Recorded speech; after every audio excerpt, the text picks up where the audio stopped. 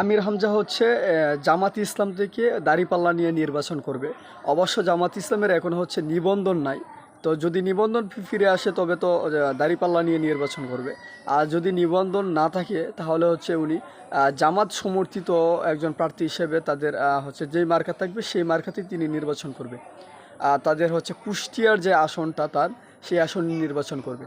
তো ওনাকে হচ্ছে প্রার্থী ঘোষণা করার পর থেকে তাকে নিয়ে হচ্ছে অনেক ধরনের সমালোচনা করা হচ্ছে যে রাশমিকা মান্দানাকে নিয়ে যে তিনি ভিডিও অর্থাৎ ওয়াজে বলেছিলেন রাশমিকা মান্দানার কথা, অর্থাৎ একজন সেলিব্রিটি হচ্ছে মুভি করে যিনি।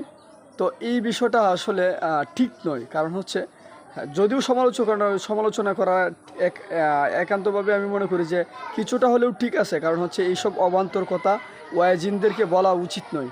আর বাকি বিষয়টা হচ্ছে আলেমদের হচ্ছে সংসদে অ্যাটেন্ড করা, এটা হচ্ছে ইতিবাচক দিক হিসেবে বিবেচনা করা আমাদের জন্য জরুরি। কারণ হচ্ছে যদি আলেমরা হচ্ছে নির্বাচনমুখী হয় তাহলে দেশ ও জাতির কল্যাণে কাজ হবে।